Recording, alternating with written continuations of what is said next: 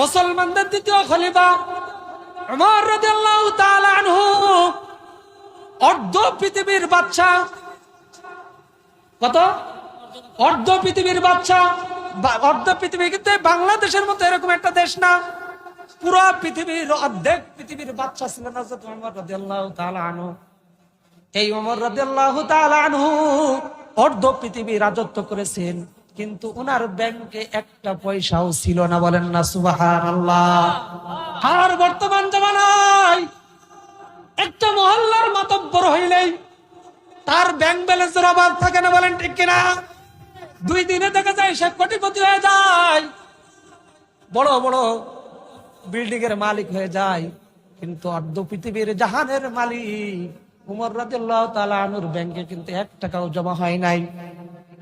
ইতিহাসের পাতায় আসছে, বুখারী শরীফের হাদিস, উমর রাদিয়াল্লাহু তাআলা আনহু উনার বাইতুল মালে গরিবদের মাল এসেছে, গরিবদের চাদর আসছে, ওইটা বিতরণ করবেন। নাম লিস্ট শুরু হয়ে গেছে, প্রত্যেকের বাড়িতে বাড়িতে যায় নাম লিস্ট করতেছে। এই নাম লিস্টের ভিতরে উমর রাদিয়াল্লাহু তাআলা আনহুর নাম আসছে। বলেন না সুবহানাল্লাহ। কার নাম আসছে? উমর রাদিয়াল্লাহু তাআলা আনহু। উমরকে অর্ধ পৃথিবীর বাদশা, তার নাম ওই গরিবদের খাতার ভিতর চলে আসছে। চাদর বিতরণ শুরু হয়ে গেল, চাদর বিতরণ করতেছে। উমর রাদিয়াল্লাহু তাআলা আনহু একটা চাদর পেয়েছে, সবাই একটা চাদর পেয়েছে। উনার সন্তান আব্দুল্লাহ ইবনে উমর উনি একটা চাদর পেয়েছে। যার যার চাদর নিয়ে সবাই বাড়িতে চলে গেছে, কিন্তু এমন একটা চাদর দেয়া হলো যেই চাদরটা ভালো করে শরীরটাও ঢাকা যায় না। পরের দিন জুমার নামাজ পড়াইতে হবে। আব্দুল্লাহ ইবনে উমর রাদিয়াল্লাহু তাআলা আনহু ডাক দিয়ে বলতেছে, ও আমিরুল মুমিনিন, আপনি তো আজকে জুমার নামাজ পড়াইতে যাইবেন, কি পড়াইতে যাইবেন? আপনার তো তেমন কোনো ভালো কাপড় নাই, আর যেই চাদর আপনি পেয়েছেন ওই চাদর পরেও তো আপনি যাইতে পারবেন না। আপনি আমার চাদরটা নিয়ে আপনি ওইটার সাথে জোড়া দিয়ে আপনি বড় একটা কাপড় বানান, ওইটা পরে তারপরে জুমার নামাজ পড়াইতে যাবেন। বলেন না সুবহানাল্লাহ।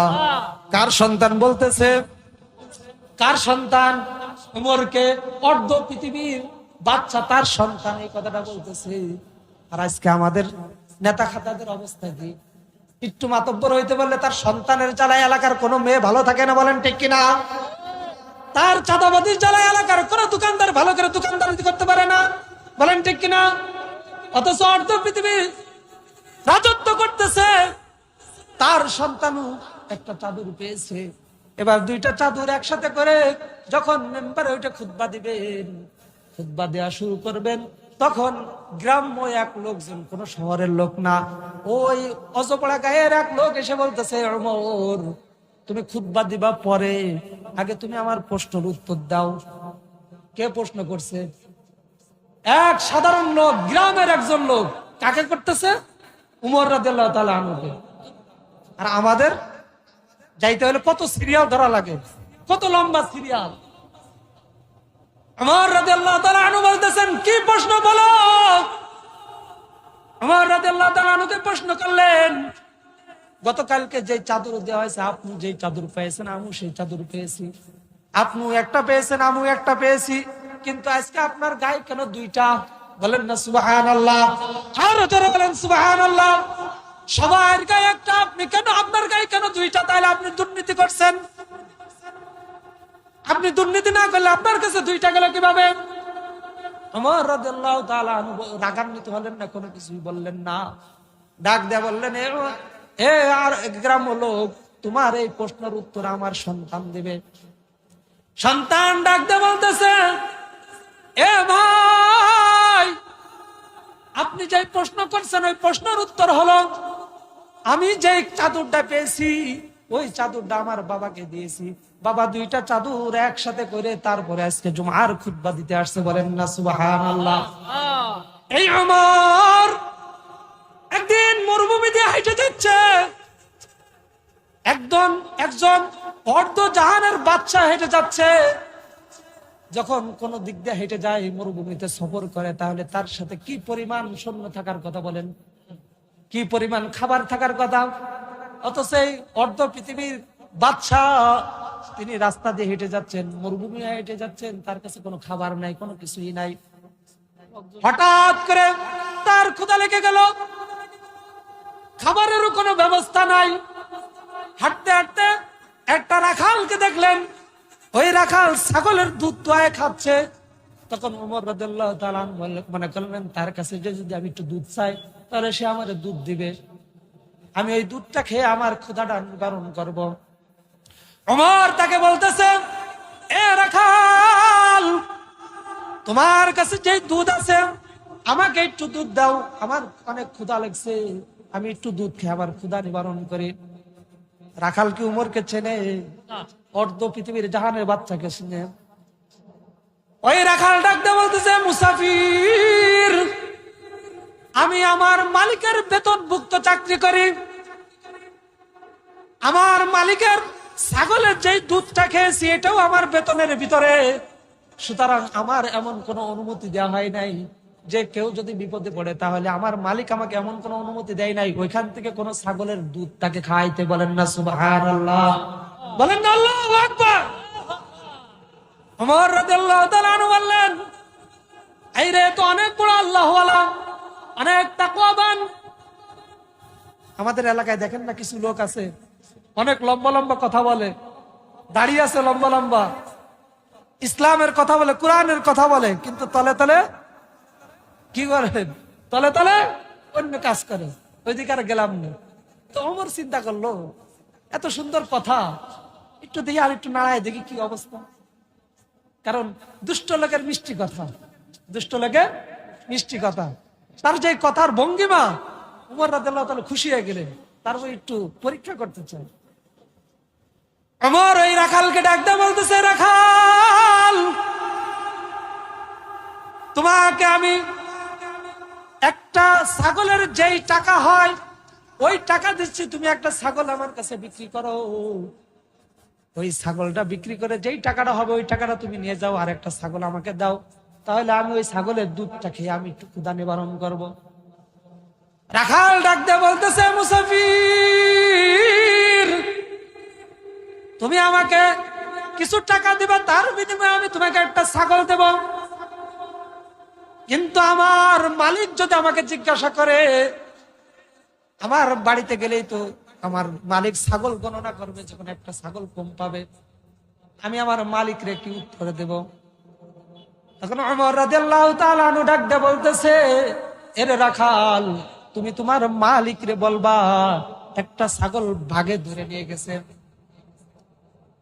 তখন ওই রাখাল ডাকতে বলতেছে, আমার মালিক আমাকে খুব বিশ্বাস করে, আমি যেটা বলবো ওইটা আমার মালিক বিশ্বাস করবে, সেও অবিশ্বাস করবে না, কিন্তু হাসরের ময়দানে আমার মালিক তো আমাকে জিজ্ঞাসা করবে, আমার যেই মূল মালিক আছে ওই মূল মালিক তো আমাকে জিজ্ঞাসা করবে, এরে রাখাল, দুনিয়াতে একটা ছাগল বিক্রি করেছি, ছাগল বিক্রি করে ওই ছাগলের টাকা তুই কি করেছিস ওই হিসাবটা আগে দে।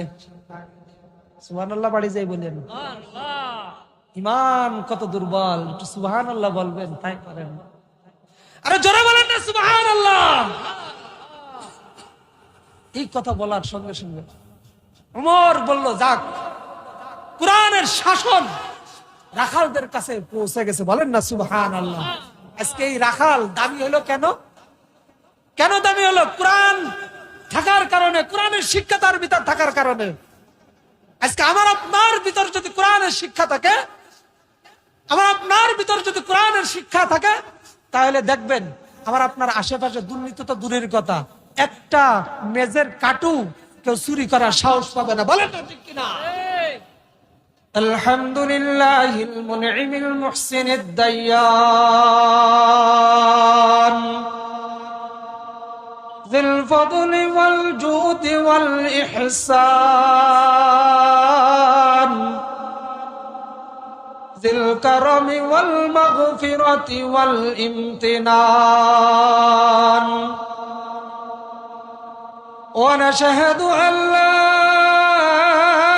ইলাহা ইল্লাল্লাহু ওয়াহদাহু লা শারীকা লাহু ونشهد أن سيدنا وسندنا وحبيبنا وطبيب قلوبنا ومولانا محمدا عبده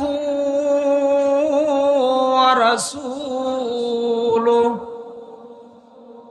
أما بعد فأعوذ بالله من الشيطان الرجيم.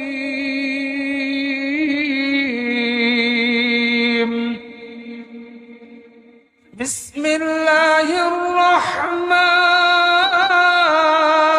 الرحيم.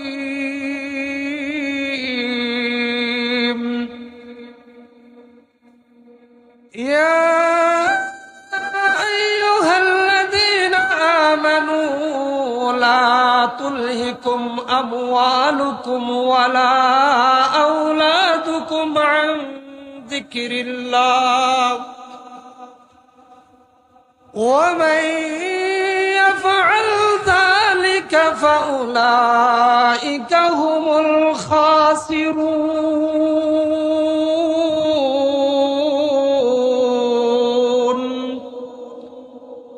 وأنفقوا مما رزقناكم من قبل أن يأتي أحدكم الموت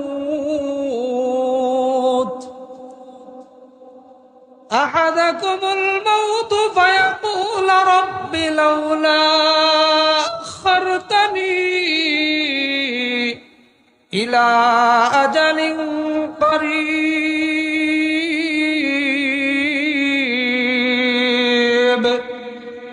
فأصدق وأكن من الصالحين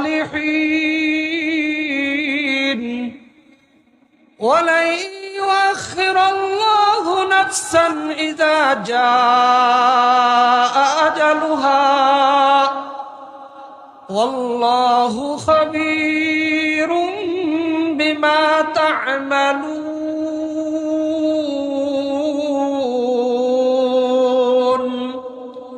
صدق الله العظيم. وقال تعالى في شأن حبيبه ومحبوبه ومعشوقه مخبرا وآمرا إن الله وملائكته يصلون على النبي يا أيها الذين آمنوا صلوا عليه وسلموا تسليما. شكرا درود إبراهيم পড়ি। اللهم صل على محمد وعلى آل محمد كما صليت على إبراهيم وعلى آل إبراهيم إنك حميد مجيد. اللهم بارك على محمد وعلى آل محمد كما باركت على إبراهيم وعلى آل إبراهيم إنك حميد مجيد.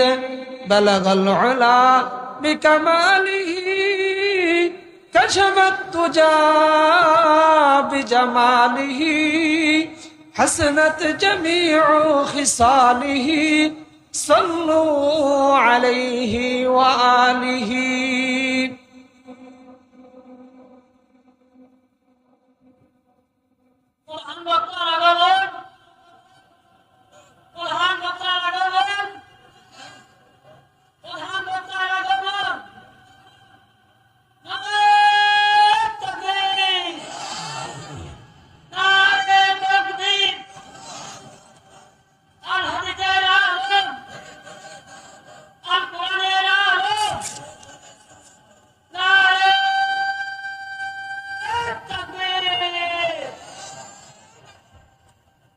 আলহামদুলিল্লাহ, রব্বে কারিমের দরবারে লাখ কোটি শুকর ও সুজুদ যে মহান রব্বুল আলামিন আমাদেরকে ফিতনার জামানায় গুনাহের সময়, যে সময়টা চলতেছে আজকে যে শিশুটা জন্ম নিচ্ছে ওই শিশু থেকে নিয়ে শুরু করে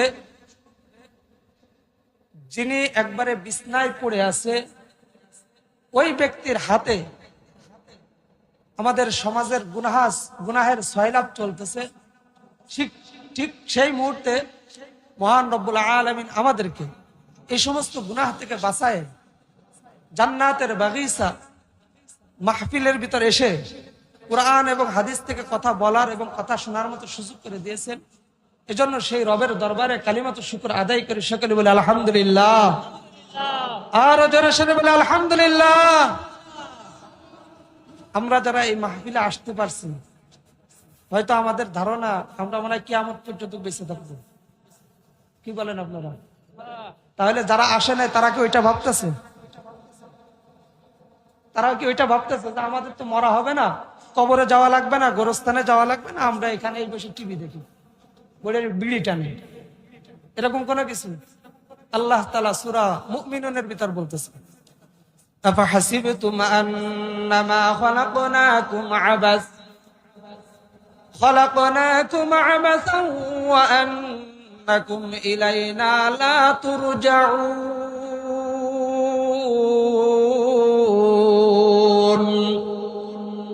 আল্লাহ রাব্বুল আলামিন বলতেছেন, আফাহাসিবতুম, তোমরা কি ধারণা করো আবাস, আমি তোমাদেরকে অনার্থক সৃষ্টি করেছি?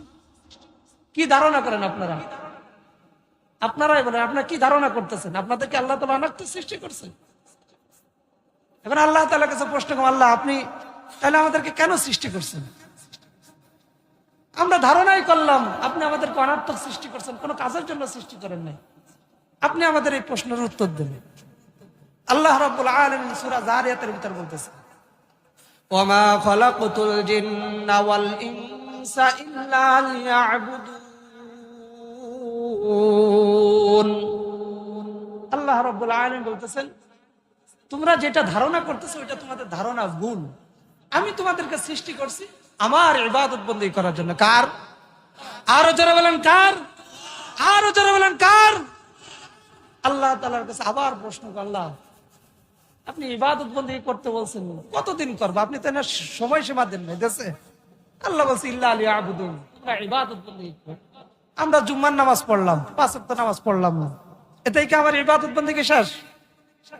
আমি রমজান মাসে 30টা রোজা রাখলাম, 1টা-2টা রোজা রাখলাম, এটাই কি আমার ইবাদত বন্দেগী শেষ? আল্লাহ তাআলা সূরা হুজুরাতের ভিতর বলতেছেন, ওয়া'বুদ রাব্বাকা হাত্তা ইয়াতিয়াকাল ইয়াকিন। এ বান্দা ভালো করে শুনে রাখো, কলবের কান দিয়ে শুনে রাখো, ওয়া'বুদ রাব্বাকা হাত্তা ইয়াতিয়াকাল ইয়াকিন। মৃত্যু আসার আগ পর্যন্ত ইবাদত বন্দেগী করতে হবে। কতদিন? কতদিন? মৃত্যু আসার আগ পর্যন্ত। এই কথাটা কার? কার? কত % সত্য? মানেন তো সবাই? শীতের রাত্রে এখন যদি মানি, কালকে তো ফজরের নামাজ পড়া লাগবে, কালকে তো ফজরের নামাজ পড়া লাগবে। এখন ফজরের নামাজ পড়লেও আপনার লাভ, না পড়লেও আপনার লাভ। কারণ পড়লে জান্নাতে যাবেন, না পড়লে জাহান্নামে যাবেন। কারণ আল্লাহ বলছে ওয়া'বুদ রাব্বাকা হাত্তা ইয়াতিয়াকাল ইয়াকিন। এজন্য আল্লাহ তাআলা যেহেতু বলে দিয়েছে মৃত্যু আসার আগ পর্যন্ত তোমাদের ইবাদত বন্দেগী করতে হবে, তাহলে বোঝা গেল দুনিয়াতে যেহেতু আসছি তাহলে আবার আমাদের দুনিয়া থেকে ফেরত যাইতে হবে। যাইতে রাজি আছেন তো? যাইতে রাজি আছেন তো? কি নিয়ে যাবেন? আমল করতেছেন তো? এই এই কি পুটিয়া, হুদা পুটিয়াই মানুষ কি এই কয়জন? আরো আছে না? তারা কোথায়? যাই হোক, আমরা তাদের জন্য দোয়া করি। তারা যে যেখানে আছে আল্লাহ তাআলা তাদেরকে হেদায়েতের মাধ্যমে এই মাহফিলে পৌঁছায় দিক। সকলে বলে আমিন। আমি আপনাদের সম্মুখে সূরা মুনাফিকুনের শেষ 3 আয়াত তেলাওয়াত করেছি। এই আয়াতকে সামনে রেখে যতটুকু সম্ভব হয় আলোচনা করার চেষ্টা করব। ওমা তাওফীকি ইল্লা বিল্লাহ। আল্লাহ রাব্বুল আলামিন বলেন, ইয়া আইয়ুহাল্লাযীনা আমানু লা তুলহিকুম আমওয়ালুকুম ওয়ালা আওলাদুকুম আন যিকরিল্লাহ ومن يفعل ذلك فأولئك هم الخاسرون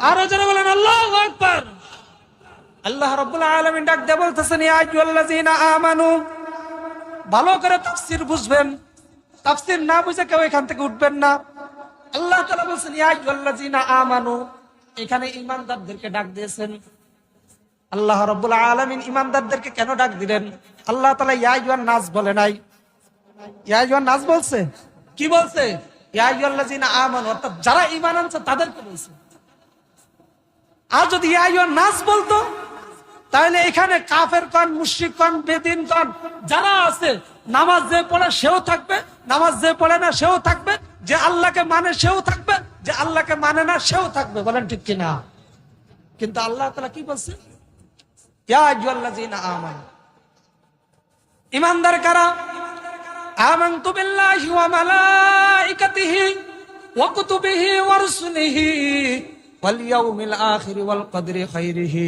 ওয়া শাররিহি মিনাল্লাহি তাআলা ওয়াল বা'সি বাদাল মাউত আমানতু বিল্লাহ ঈমান আনতে হবে কার উপর আরো জন বলেন কার উপর ওয়া মালাইকাতিহি ফেরেশতাদের উপর ওয়া কুতুবিহি কিতাব সমূহের উপর ওয়া রুসুলিহি রাসূলগণের উপর ওয়াল ইয়াউমিল আখিরি আখিরাত দিবসের উপর ওয়াল কদরি খাইরিহি ওয়া শাররিহি মিনাল্লাহি তাআলা তাকদীরের ভালো মন্দ যা কিছু হয় কার পক্ষ থেকে হয় আর যারা বলেন কার পক্ষ মানেন তো সবাই মানেন তো তাহলে অসুস্থ হইলে আল্লাহ তাআলাকে গালি দেন কেন নাউজুবিল্লাহ গালি দেন না না আমি মিথ্যা কথা বলতেছি যখন অসুস্থ হয়ে যান তখন কি বলেন আল্লাহকে পৃথিবীতে আর লোক দেখে নাই আমার এত অসুস্থ দিয়েছে নাউজুবিল্লাহ আপনার সন্তান তো কি দুনিয়া থেকে আপনার আগে বিদায় নাই তাহলে কি বলেন যে আল্লাহ তাআলা দুনিয়াতে এত সন্তান তুই আমার সন্তান কেন নিল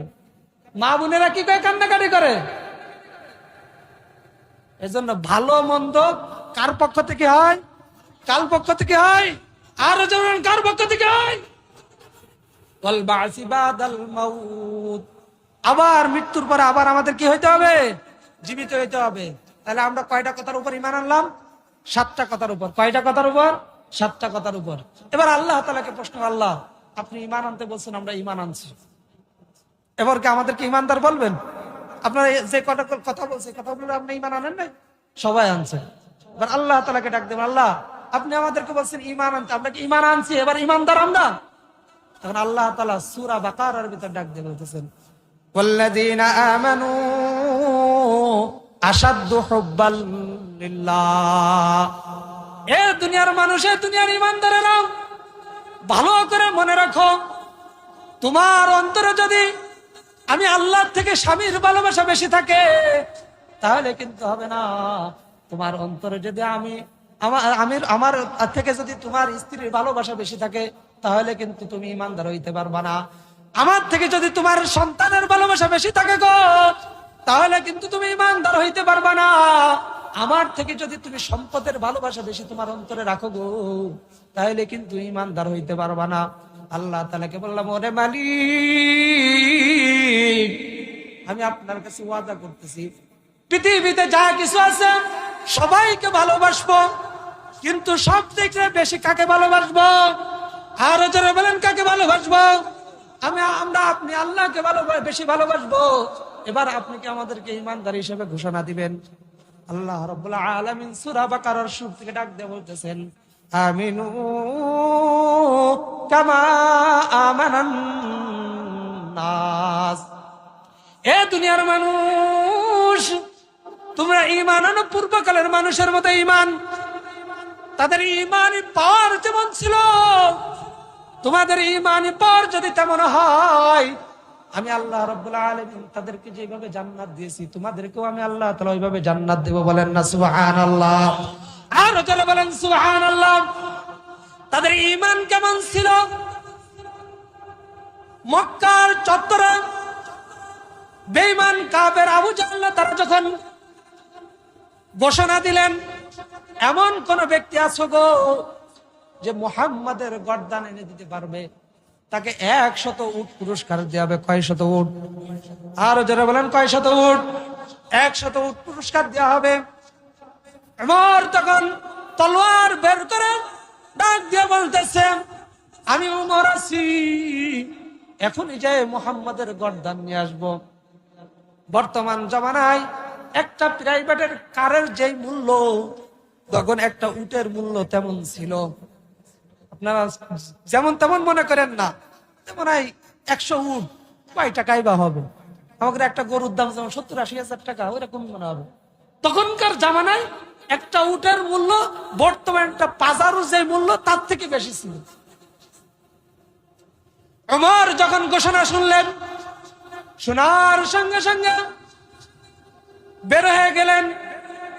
মুহাম্মদ আরবি সাল্লাল্লাহু আলাইহি ওয়াসাল্লাম, সকলে দুরূদ শরীফ পড়েন সাল্লাল্লাহু আলাইহি ওয়াসাল্লাম, আল্লাহর নবীর বাড়ির দিকে রওনা করলেন। পথে হযরত নাঈমা রাদিয়াল্লাহু তাআলা আনহুর সাথে দেখা হয়ে গেল। নাঈম ডাক দিয়ে বলতেছে, ওমর, তোমার আজকে যে অবস্থা দেখতেছি, এরকম অবস্থা তো ইতিপূর্বে কখনো দেখি না। তোমাকে আজকে এত রাগান্বিত মনে হচ্ছে কেন? ওমর ডাক দিয়ে বলল, ঘোষণা হয়েছে, আমাদের নেতারা ঘোষণা দিয়েছে, মুহাম্মাদের গর্দান নিয়ে আসতে পারলে 100 উট পুরস্কার দেবে। নাউজুবিল্লাহ, আমি সেই মুহাম্মাদের গর্দান আনতে যাচ্ছি। তখন নাঈম ডাক দিয়া বলতেছে, এ ভাই, আপনি যাচ্ছেন মুহাম্মাদের গর্দান আনতে, অথচ আপনার বোন ফাতেমা এবং আপনার ভগ্নিপতি উভয় মুহাম্মাদের ধর্ম গ্রহণ করে তারা ইসলাম প্রচার করতেছে। বলেন না সুবহানাল্লাহ। এই কথা শোনার সঙ্গে সঙ্গে ওমরের রাগ তো আরো বেড়ে গেল। হাইরে, আমি যাচ্ছি মুহাম্মাদের ধর্ম, মুহাম্মাদের গর্দান আনতে, এদিকে আমার বোন অথচ মুহাম্মাদের ধর্ম গ্রহণ করে নিয়েছে। আগে বোনকে ঠিক করে আসি, তারপরে মুহাম্মাদকে দেখবো। নাউজুবিল্লাহ। চলে গেলেন বাড়ির দিকে। বোনের বাড়ির কাছাকাছি যখন গেলেন, তখন খাব্বাব রাদিয়াল্লাহু তাআলা আনহু তাদের দুইজনকে, স্বামী স্ত্রী দুইজনকে কোরআন শিখাচ্ছিলেন গুনগুন আওয়াজে। যখন ওমরের আওয়াজ শুনলো, আওয়াজ শোনার সঙ্গে সঙ্গে খাব্বাব রাদিয়াল্লাহু তাআলা আনহু গোপন জায়গায় চলে গেলেন। তারা স্বামী স্ত্রী কথা বলতেছেন। ঘরে ঢুকলেন। ঘরে ঢুকার পরে ডাক দিয়ে বলতেছে, বোন, একটু আগে তোমাদের ঘর থেকে গুনগুন গুনগুন আওয়াজ শুনলাম, সেটা কিসের আওয়াজ? ফাতেমা ডাক দিয়ে বলতেছে, এরকম কোন আওয়াজ শোনা যায় নাই বা আমরা ব্যবহার করি নাই যেটা আপনি শুনছেন। এই কথা বলতে দেরি ভগ্নিপতির উপর নির্যাতন শুরু করতে দেরি করে নাই। যখন নির্যাতনের স্টিম রুলার চলতেছিল, তখন স্ত্রী ডাক দিয়ে বলতেছে, ভাই ওমর, আমার স্বামীকে আর মেরো না, তার শরীর থেকে যে পরিমাণ রক্ত বের হচ্ছে, আমার স্বামী তো অসুস্থ হয়ে যাবে, আপনি আর আমার স্বামীকে মেরো না। এই বলে যখন ওমরের হাতটা ধরে টান দিল, টান দেওয়ার সঙ্গে সঙ্গে ওমরের রাগ আরো বেড়ে গেল। সঙ্গে সঙ্গে ওই অস্ত্র দিয়ে বোনের মাথায় আঘাত করলেন। বোনের মাথায় আঘাত করার সঙ্গে সঙ্গে বোন তখন ডাক দিয়ে বলতেছে, ইন কানা গায়রুল হাক্ক ফি দীনিক আশহাদু আল্লা ইলাহা ইল্লাল্লাহু ওয়া আশহাদু আন্না মুহাম্মাদান আবদুহু ওয়া রাসূলুহু। হে ওমর, শুনে রাখো, যদি ইসলাম ধর্ম যদি সত্য হয়ে থাকে অন্যান্য ধর্ম থেকে, তাহলে শুনে রাখো, আমি তোমার সামনে আবার ইসলাম ধর্ম গ্রহণ করেছি। ভালো করে শুনে রাখো। এই কথা বলার সঙ্গে সঙ্গে ওমর বোনের দিকে তাকায় দেখে উমরের বোনের মাথা থেকে রক্ত পড়তেছে। তখন রাগ কিছুটা দমন হলো। রাগ কিছুটা দমন হওয়ার পরে ডাকতে বলতেছে, রে বোন, তোমরা যেই বইটা পড়তেছিল, ওই বইটা যদি আমার কাছে দিতে, আমি একটু দেখতাম, দেখি ওই বইতে কি লেখা আছে। ওই বইতে কি লেখা আছে আমি একটু দেখবো। তখন বোন ফাতেমা ডাকতে বলতেছে, এটা এমন একটা কিতাব, লা ইয়ামাসসুহু ইল্লাল মুতাহহারুন, এটা পবিত্র ছাড়া ধরা যায় না। আপনি তো অপবিত্র অবস্থায় আছেন, আপনি পবিত্র হয়ে আসেন, তারপরে আপনার কাছে এই বই দেওয়া হবে। তখন ওই যে খব্বাব, উনি পলাতক ছিলেন, গোপন ছিলেন, উনি ওইখান থেকে বের হয়ে ডাক দিয়ে বলতেছে, কিছুদিন আগে আল্লাহর নবী দোয়া করেছিলেন, ওগো নবী, ওগো আল্লাহ, আপনি দুই ওমরের যেই কোন ওমর থেকে ইসলামের জন্য কবুল করে নেন, হয়তো আল্লাহ রাব্বুল আলামিন আপনাকে কবুল করেছে, তার কিছু পূর্বাভাস পাওয়া যাচ্ছে। বলেন না সুবহানাল্লাহ। ওমর রাদিয়াল্লাহু তাআলা আনহু পবিত্র হয়ে চলে আসলেন। আসার পরে উনাকে তখন সূরা তাহা পড়ে শোনানো হলো, যখন ইন্নী আনাল্লাহ লা ইলাহা ইল্লা আনা ফা'বুদুনি ওয়া আকিমিস সালাতা লিযিকরি, এই পর্যন্ত যখন পড়লেন, তখন ওমর ডাক দিয়ে বলতেছে, আর পড়া লাগবে না, আর পড়া লাগবে না, আমাকে দ্রুত কালিমা পড়ায় দাও। বলেন না সুবহানাল্লাহ। ঈমানে পাওয়ার কত দেখছেন? তাদের ঈমানে পাওয়ারের কারণে, তাদের ঈমান শক্তির কারণে আজকে উমরের মতো একজন কঠিন লোক ইসলাম ধর্ম গ্রহণ করেছে। আজকে আমাদের ঈমানে পাওয়ার কেমন? আমাদের ঈমানের পাওয়ার এমন, কসুর গাছের যে পাতা আছে, ওই পাতার উপর পানি যেমন, আমাদের ঈমানের অবস্থা তেমন। বলেন ঠিক কিনা? কি বলেন? আমি কি ভুল বলতেছি কোনো কিছু? আমাদের ঈমানের অবস্থা তেমন, আমাদের ঈমানের অবস্থা তেমন। এজন্য ঈমানকে শক্তিশালী করতে হবে। তো পারবেন তো সবাই? কে কে পারবেন? হাতটা তুলে দেখান তো। নারায়ে তাকবীর, নারায়ে তাকবীর। আল্লাহ রাব্বুল আলামিন আমাদের ঈমানকে শক্তিশালী করার তৌফিক দান করুন। সকলে বলে আমিন। এজন্য ঈমানকে শক্তিশালী করতে পারবেন তো? এজন্য আল্লাহ রাব্বুল আলামিন বলছেন এই সমস্ত ঈমানদারের কথা, এই সমস্ত ঈমানদারের কথা, আমিনু কামা আমানান নাস, তোমরা ঈমান আরো পূর্বকালের মানুষের মতো ঈমান, তাদের ঈমান যেমন শক্তিশালী ছিল, তোমরাও যদি ওইভাবে ঈমান শক্তিশালী করো, আমি তাদেরকে যেভাবে জান্নাত দিয়েছি তোমাদেরকে ওইভাবে জান্নাত দেব। বলেন না সুবহানাল্লাহ। আজকে আপনারা যেই মাদ্রাসার উদ্যোগে আজকে এই মাহফিলে আসছেন, এটা কিসের মাদ্রাসা? কিসের মাদ্রাসা? ঈমান শক্তিশালী করার মাদ্রাসা। এই মাদ্রাসায় কি কোনো সাদাবাজি শিক্ষা দেওয়া হয়? কোনো দুর্নীতিবাজি শিক্ষা দেওয়া হয়? এটা এখানে কি শেখানো হয়? কোরআনের শিক্ষায় শিক্ষিত করা হয়। আজকে আমরা এই কোরআনের শিক্ষাকে পিছনে ফেলে রেখে আসছি, যার কারণে সমাজে প্রত্যেকটা জায়গায় প্রত্যেকটা অবস্থায় চাঁদাবাজি চলতেছে। বলেন ঠিক কিনা? কোরআনের শিক্ষা যার ভিতরে ঢুকছে, তার সামনে তো দূরের কথা, তার আশেপাশে কখনো দুর্নীতিবাজ আসে না। বলেন ঠিক কিনা? ওমর রাদিয়াল্লাহু তাআলা আনহুর আরেকটা ঘটনা আপনাদেরকে শোনাই। যার ভিতরে কোরআন আছে, যার ভিতরে কোরআনের শিক্ষা আছে, তার সামনে কেউ কোনোদিন দুর্নীতি করে এক হাত তো দূরের কথা, 1 ইঞ্চি পার পাইতে পারবে না। বলেন ঠিক কিনা? আল্লাহর নবীর সাহাবী, মুসলমানদের দ্বিতীয় খলিফা ওমর রাদিয়াল্লাহু তাআলা আনহু, অর্ধ পৃথিবীর বাদশা। কত? অর্ধ পৃথিবীর বাদশা। অর্ধ পৃথিবী কিন্তু বাংলাদেশের মতো এরকম একটা দেশ না, পুরো পৃথিবীর অর্ধেক পৃথিবীর বাদশা ছিলেন হযরত ওমর রাদিয়াল্লাহু তাআলা আনহু। এই ওমর রাদিয়াল্লাহু তাআলা আনহু অর্ধ পৃথিবী রাজত্ব করেছেন, কিন্তু উনার ব্যাংকে একটা পয়সাও ছিল না। বলেন না সুবহানাল্লাহ। আর বর্তমান জামানায় একটা মহল্লার মাতব্বর হইলেই তার ব্যাংক ব্যালেন্সের অভাব থাকে না। বলেন ঠিক কিনা? 2 দিনে দেখা যায় সে কোটিপতি হয়ে যায়, বড় বড় বিল্ডিং এর মালিক হয়ে যায়, কিন্তু অর্ধ পৃথিবীর জাহানের মালিক ওমর রাদিয়াল্লাহু তাআলা আনহুর ব্যাংকে কিন্তু 1 টাকাও জমা হয় নাই। ইতিহাসের পাতায় আসছে, বুখারী শরীফের হাদিস, ওমর রাদিয়াল্লাহু তাআলা আনহু উনার বাইতুল মালে গরিবদের মাল এসেছে, গরিবদের চাদর আসছে, ওইটা বিতরণ করবেন। নাম লিস্ট শুরু হয়ে গেছে, প্রত্যেকের বাড়িতে বাড়িতে যায় নাম লিস্ট করতেছে। এই নাম লিস্টের ভিতরে ওমর রাদিয়াল্লাহু তাআলা আনহুর নাম আসছে। বলেন না সুবহানাল্লাহ। কার নাম আসছে? ওমর রাদিয়াল্লাহু তাআলা আনহু। ওমরকে অর্ধ পৃথিবীর বাদশা, তার নাম ওই গরিবদের খাতার ভিতর চলে আসছে। চাদর বিতরণ শুরু হয়ে গেল, চাদর বিতরণ করতেছে। ওমর রাদিয়াল্লাহু তাআলা আনহু একটা চাদর পেয়েছে, সবাই একটা চাদর পেয়েছে। ওনার সন্তান আব্দুল্লাহ ইবনে ওমর উনি একটা চাদর পেয়েছে। যার যার চাদর নিয়ে সবাই বাড়িতে চলে গেছে। কিন্তু এমন একটা চাদর দেয়া হলো যেই চাদরটা ভালো করে শরীরটাও ঢাকা যায় না। পরের দিন জুমার নামাজ পড়াইতে হবে। আব্দুল্লাহ ইবনে ওমর রাদিয়াল্লাহু তাআলা আনহু ডাকতে বলতেছে, ও আমিরুল মুমিনিন, আপনি তো আজকে জুমার নামাজ পড়াইতে যাইবেন, কি পড়াইতে যাইবেন?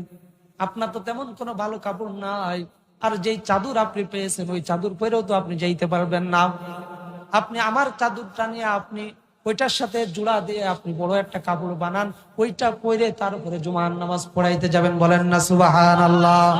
কার সন্তান বলতেছে? কার সন্তান? উমরকে, অর্ধ পৃথিবীর বাচ্চা তার সন্তান এই কথাটা বলতেছে। আর আজকে আমাদের নেতা খাতাদের অবস্থা কি? একটু মাতব্বর হইতে বললে তার সন্তানের জ্বালায় এলাকার কোনো মেয়ে ভালো থাকে না, বলেন ঠিক কিনা? তার চাঁদাবাদির জ্বালায় এলাকার কোন দোকানদার ভালো করে দোকানদারি করতে পারে না, বলেন ঠিক কিনা? অথচ অর্ধ পৃথিবী রাজত্ব করতেছে, তার সন্তানও একটা চাদর পেয়েছে। এবার দুইটা চাদর একসাথে করে যখন মেম্বারে ওইটা খুতবা দিবেন, খুতবা দেওয়া শুরু করবেন, তখন গ্রাম্য এক লোকজন, কোন শহরের লোক না, ওই অজপড়া গায়ের এক লোক এসে বলতেছে, ওমর তুমি খুতবা দিবা পরে, আগে তুমি আমার প্রশ্নের উত্তর দাও।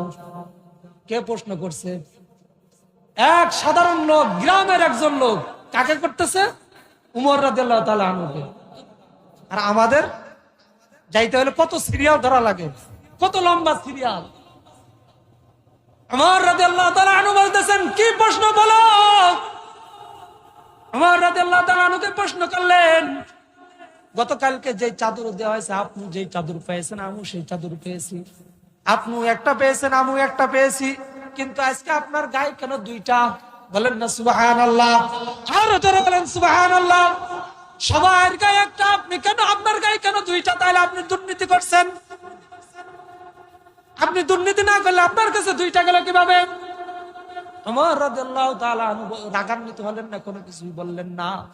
ডাক দেয়া বললেন, এ আর গ্রাম্য লোক, তোমার এই প্রশ্নের উত্তর আমার সন্তান দেবে। সন্তান ডাক দেয়া বলতেছে, এ ভাই, আপনি যে প্রশ্ন করছেন ওই প্রশ্নের উত্তর হলো, আমি যে চাদরটা পেয়েছি ওই চাদরটা আমার বাবাকে দিয়েছি। বাবা দুইটা চাদর একসাথে করে তারপরে আজকে জুমার খুতবা দিতে আসছে। বলেন না সুবহানাল্লাহ। এই ওমর একদিন মরুভূমি দিয়ে হেঁটে যাচ্ছে, একজন অর্ধ জাহানের বাদশা হেঁটে যাচ্ছে। যখন কোন দিক দিয়ে হেঁটে যায়, মরুভূমিতে সফর করে, তাহলে তার সাথে কি পরিমাণ সৈন্য থাকার কথা বলেন, কি পরিমাণ খাবার থাকার কথা। অথচ এই অর্ধ পৃথিবীর বাদশা তিনি রাস্তা দিয়ে হেঁটে যাচ্ছেন, মরুভূমি হেঁটে যাচ্ছেন, তার কাছে কোনো খাবার নাই, কোনো কিছুই নাই।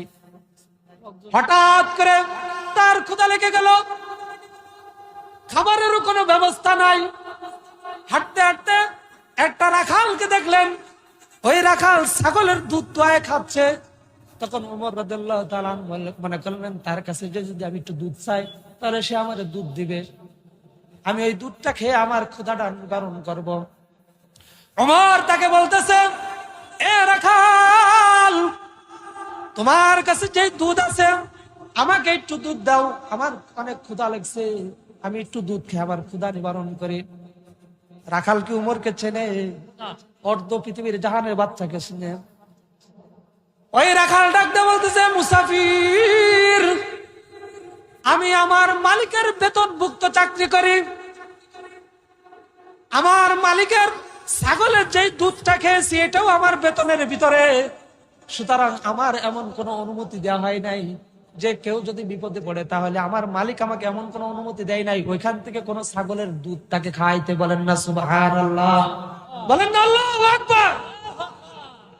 ওমর রাদিয়াল্লাহু তাআলা আনহু বললেন, এই রে তো অনেক বড় আল্লাহওয়ালা, অনেক তাকওয়াবান। আমাদের এলাকায় দেখেন না কিছু লোক আছে, অনেক লম্বা লম্বা কথা বলে, দাড়ি আছে লম্বা লম্বা, ইসলামের কথা বলে, কোরআনের কথা বলে, কিন্তু তলে তলে কি করে? তলে তলে অন্য কাজ করে, ওইদিকে আর গেলাম না। তো ওমর চিন্তা করলো, এত সুন্দর কথা, একটু দেখি আর একটু নাড়ায় দেখি কি অবস্থা। কারণ দুষ্ট লোকের মিষ্টি কথা, দুষ্ট লোকের মিষ্টি কথা, তার যে কথার ভঙ্গিমা, ওমর রাদিয়াল্লাহু তাআলা খুশি হয়ে গেলেন, তারপর একটু পরীক্ষা করতে চান। ওমর ওই রাখালকে ডাক দিয়ে বলতেছে, রাখাল, তোমাকে আমি একটা ছাগলের যেই টাকা হয় ওই টাকা দিচ্ছি, তুমি একটা ছাগল আমার কাছে বিক্রি করো। ওই ছাগলটা বিক্রি করে যেই টাকাটা হবে ওই টাকাটা তুমি নিয়ে যাও, আর একটা ছাগল আমাকে দাও, তাহলে আমি ওই ছাগলের দুধটা খেয়ে আমি একটু ক্ষুধা নিবারণ করবো। রাখাল ডাক দিয়ে বলতেছে, মুসাফির, তুমি আমাকে কিছু টাকা দিবা, তার বিনিময়ে আমি তোমাকে একটা ছাগল দেব।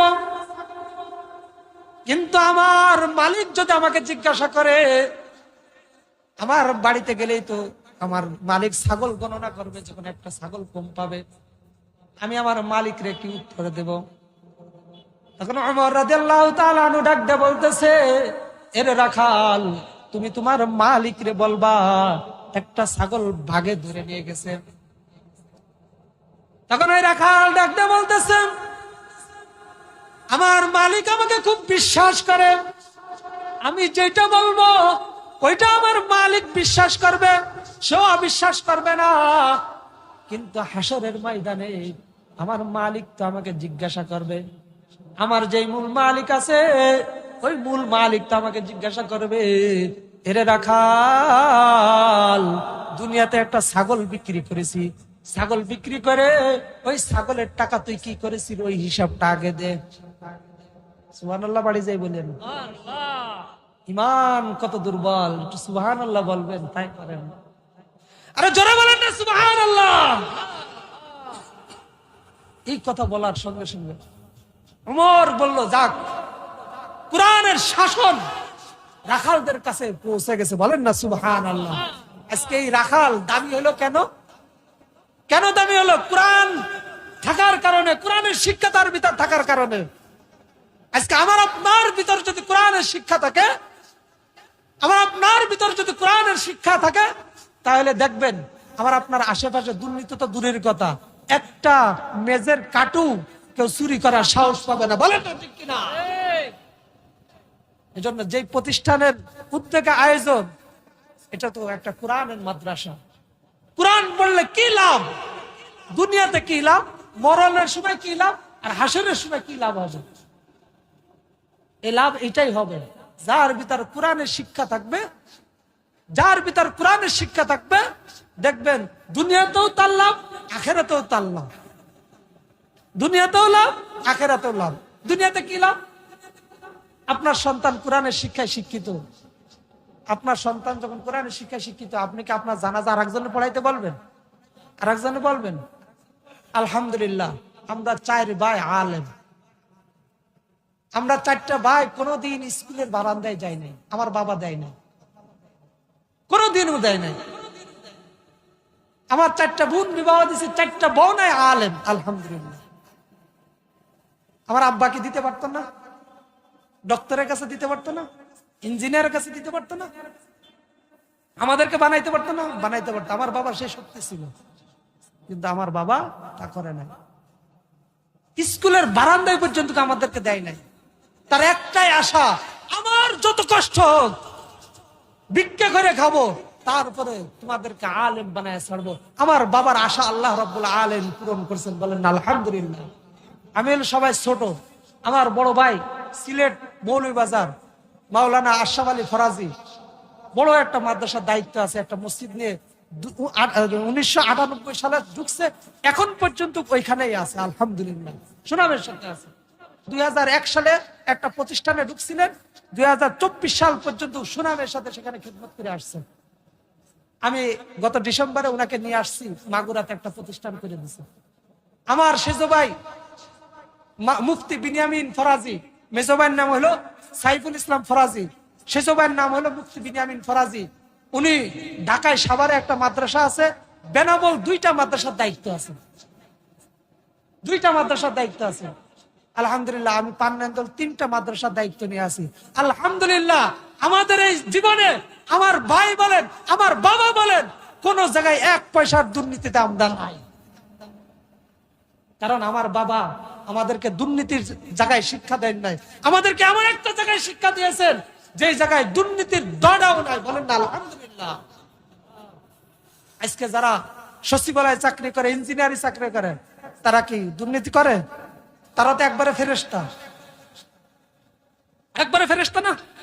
অথচ আপনারা এখানে যারা আসছেন সবাই এই কোরআনকে মহব্বত করেন, সবাই করেন, সবাই বলে না শীত লাগতেছে বেশি, সবাই করেন। আজকে যদি এই কোরআনকে কেউ কেউ না, আমি আপনাদের সামনে এরকম ছিঁড়ে ফেলাই দিই, আপনারা কি আমাকে ভালো রাখবেন? কেউ কি আর আমার হুজুর বলে ডাকবেন, বক্তা বলে বলবেন, মুফতি সাহেব বলবেন? অথচ এই কোরআনকে ভালোবাসেন কে কে? সবাই হাত তোলেন তো সবাই। নারায়ে তাকবীর, নারায়ে তাকবীর। আচ্ছা, এবার আসেন আসল পরীক্ষা। এই কোরআন পড়ছেন কে কে? গত 1 মাসে কোরআনটা হাতে নিয়ে পড়ছেন কে কে? আলহামদুলিল্লাহ, 1 মুরব্বী পাইছে, 2 জন পাইছে। যাক, আমি হাত কাউরে তুলতেছি না, আমি কাউকে লজ্জা দিতে চাই না। আফসোসের বিষয়, এতগুলো মুসলমান 1 বছরেও হয়তো অনেকে এরকম কোরআনটা ওজন করে দেখে না এই কোরআন কতটুকু, 1/2 কেজি না 1 কেজি আছে না এমন। অথচ এই কোরআনের মহব্বত কি সবার অন্তরে আছে। কিতাবের ভিতরে আসছে আল্লাহর এক বান্দা ছিল, তার 3টা সন্তান ছিল, স্ত্রী ছিল, অনেক সুখে শান্তিতে বসবাস করতেছিল। যেহেতু 3টা সন্তান, ওনার স্ত্রী, ওনারা 2 জন, 5 জনের পেট, যা ইনকাম করতেছিল ওই ইনকাম দিয়ে তার চলতেছিল না। যেমন আমাদের দেশে যখন ইনকাম কমে যায় আমরা কোথায় যাই? বিদেশ যাই না? বিদেশ যায়, বেশি টাকা ইনকামের জন্য যাই। ওইরকম আল্লাহর বান্দা স্ত্রী এবং সন্তানদেরকে বললেন, আমি যেই টাকা ইনকাম করি এই টাকা দিয়ে তো চলতেছে না, আমার অন্য একটা দেশে যাইতে হবে। চলেও যাবেন, সব ঠিকঠাক হয়ে গেল। যাওয়ার সময় সন্তানও কান্না করতেছে, স্ত্রীও কান্না করতেছে।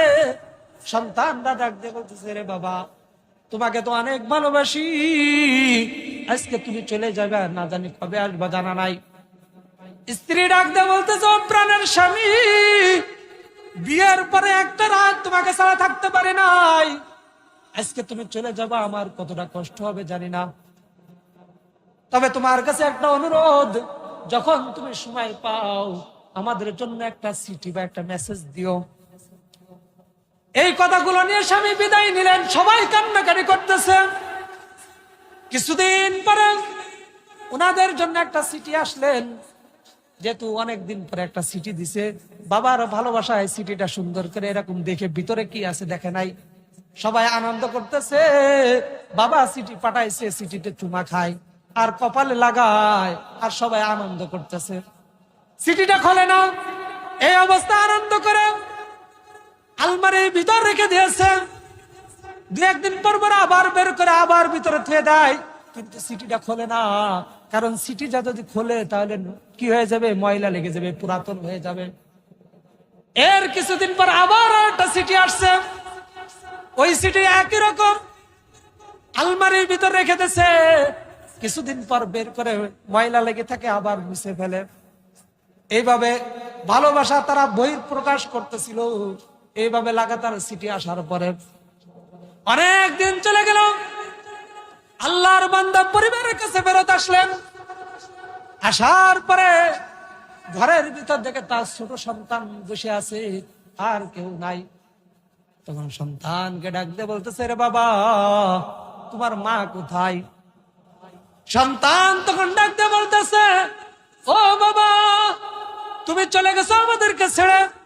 আমার আম্মার এমন একটা অসুস্থ হয়েছিল, টাকা পয়সার অভাবে তাকে ডাক্তার দেখাইতে পারি নাই, চিকিৎসা করাইতে পারি নাই, এজন্য উনি মারা গিয়েছেন।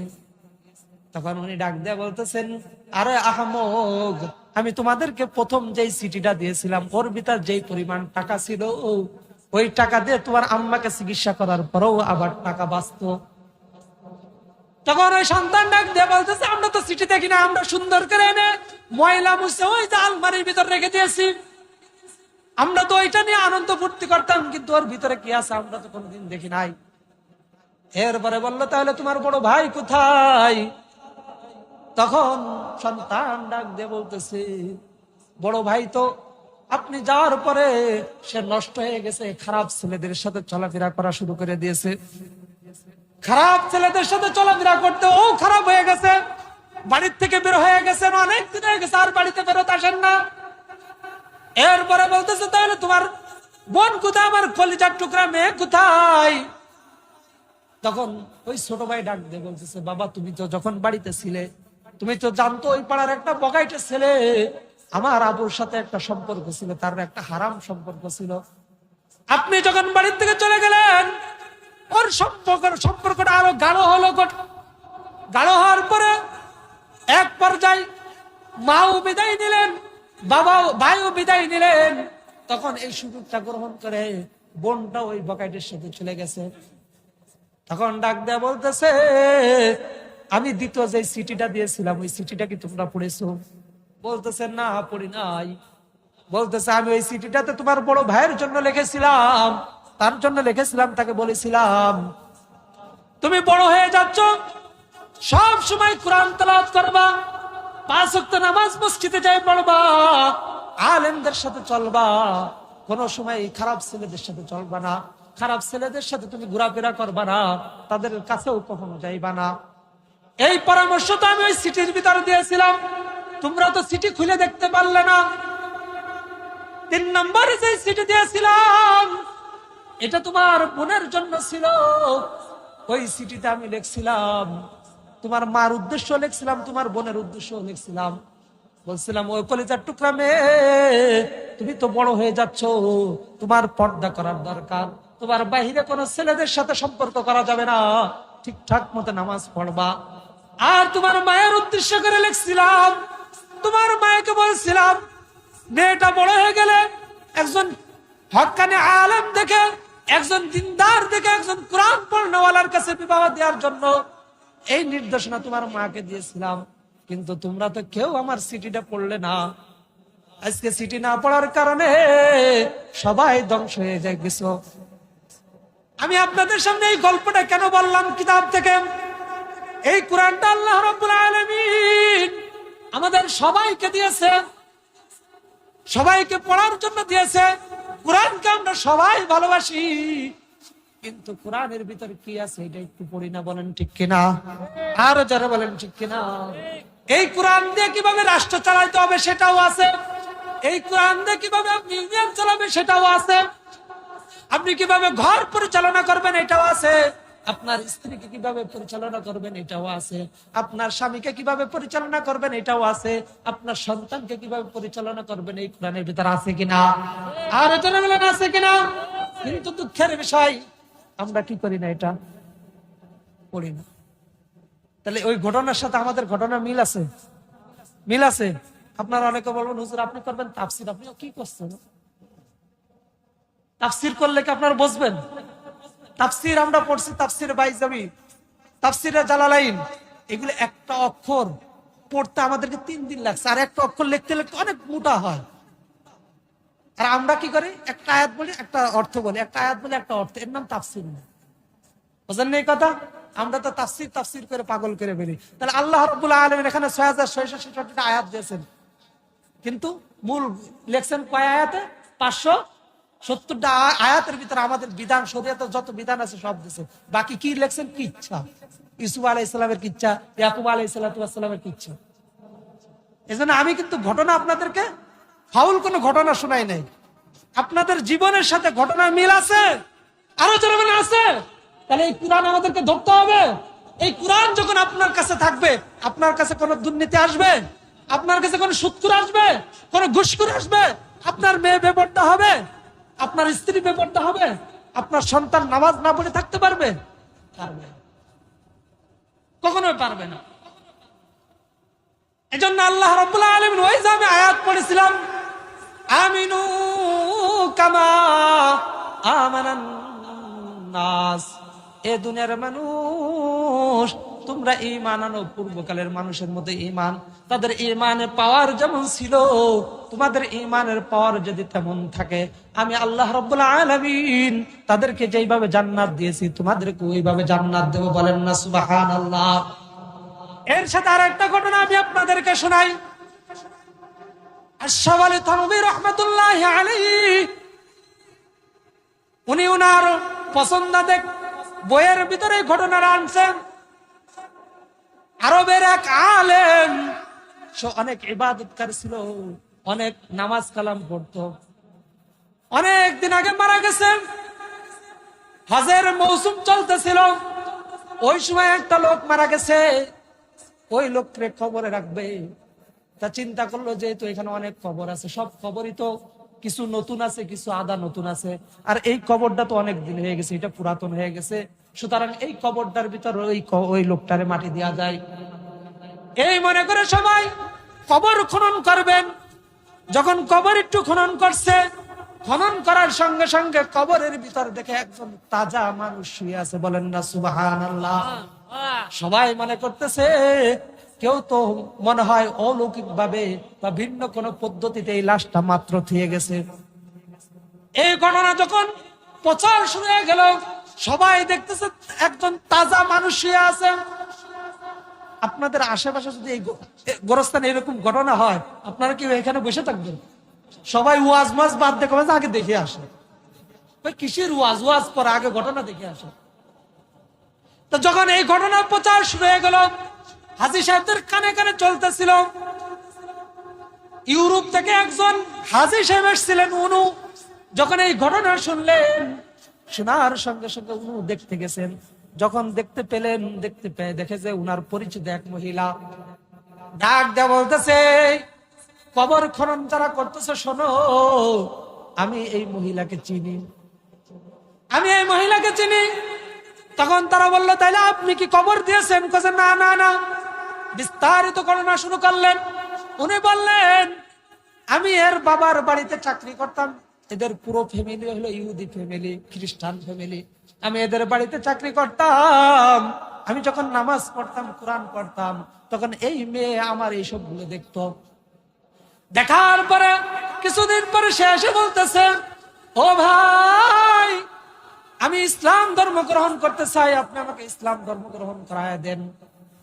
তখন ওই আল্লাহর বান্দা তাকে কালিমা পড়ায় ইসলাম ধর্ম গ্রহণ করায় দিলেন, এবং গোপনে গোপনে তাকে কালিমা এবং নামাজ, ইসলামের যে কাজগুলো আছে সবগুলো তাকে শিখাচ্ছে। এক পর্যায়ে ওই মেয়ে ডাক দিয়ে বলতেছে, আমি এখন ইসলাম গ্রহণ করেছি, এটা মানুষের কাছে প্রচার করে দিই, পরিবারের কাছে জানায় দিই। তখন ওই ব্যক্তি বলতেছে, না না না, তুমি যদি এটা জানায় দাও তাহলে সবাই তো আমাকে কি করবে? মারবে, আমাকে তো আর এখানে থাকতে দিবে না, তুমি এটা এখন প্রচার করো না। এইভাবে যাইতে যাইতে হঠাৎ করে এই মেয়েটা বিশাল একটা রোগে আক্রান্ত হলো, দুনিয়ার থেকে বিদায় হয়ে গেল। দুনিয়াতে বিদায় হয়ে যাওয়ার পরে তাকে কবরে রাখা হলো। ওই লোকটা এখান থেকে চলে আসছে। আসার পরে আল্লাহ রাব্বুল আলামিন তার ধন সম্পদের বরকত দান করেছে, সে অনেক টাকার মালিক হয়ে গেছে। এরপরে হজে আসছে। হজে আসার পরে এই ঘটনা, তখন তিনি বললেন, তাহলে আপনি এই ঘটনাটা যে ওদের ওইখানে বর্ণনা করবেন, এবং এইখানে তো একজন আলেমের কবর ছিল, সেই আলেমটা কোথায় গেল? সকলের প্রশ্ন ছিল তো একজন আলেম, তাও ছিল পুরুষ, কিন্তু পুরুষের পরিবর্তে আসছে কি? মহিলা। সবার মনে একটা প্রশ্ন না, তাইলে মহিলা আসলো কেন? আর আমাদের এই আলেম গেল কোথায়? আপনি একটু ওই কবরটা খনন করে দেখবেন, ওই কবরের ভিতরে আমাদের ওই আলেম আছে কিনা। এবার ওই আল্লাহর বান্দা ওই ইহুদির বাড়িতে গেছে, যাই বিস্তারিত ঘটনা বলছে। এখন তো তার তো আর কোনো ভয় নাই, তার তো টাকা পয়সার অভাব নাই। সে বলল, আমি ইসলাম ধর্ম গ্রহণ করেছি এবং আপনার মেয়েকেও ইসলাম ধর্ম গ্রহণ করায় তাকে ইসলামের উপর আমি পরিচালনা করতেছিলাম। তখন তারা বলল, ওই লোক ডাকতে বলল, আপনারা যেখানে আপনার বোনকে কবর দিয়েছিলেন, আপনাদের মেয়েকে কবর দিয়েছিলেন, ওইখানে একটু যে কবরটা খুলে দেখবেন আপনার মেয়ে ওইখানে আছে কিনা। তখন তারা বললো, এ তো অনেকদিন আগের ঘটনা, তার তো হাড্ডিও এখন খুঁজে পাওয়া যাবে না। তখন ওই লোক বললো, না, আপনি কবরের ভিতর কৌতূহল জাগলো, তারাও গেল কবর খনন করতে। কবর খনন করা হলো, ঠিকই ওই কবরের ভিতর ওই আরব দেশের সেই আলেম ওইখানে ওই কবরের ভিতর শুয়ে আছে। খুব জটিল একটা ঘটনা। ওই কবরের ভিতর মহিলা, আর মহিলার কবরের ভিতর পুরুষ। আশ্চর্য ঘটনা না? এবার আল্লাহর বান্দা আবার আসলেন, আসার পরে বিস্তারিত ঘটনা বললেন। এখন জানতে হবে এই মহিলার লাশ এখানে আসলো কেন, আর এই আলেমের লাশ ওইখানে গেল কেন, খুঁজে একটু বের করো। এলাকায় খোঁজা হলো, তার নাম ধরে বলা হলো। বলার সঙ্গে সঙ্গে সবাই বলতেছে উনি একজন নেককার মানুষ ছিলেন, আলেম ছিলেন, ভালো ফরেজগার মানুষ ছিলেন, মানুষদেরকে দিনের দাওয়াত দিতেন, সব সময় মানুষ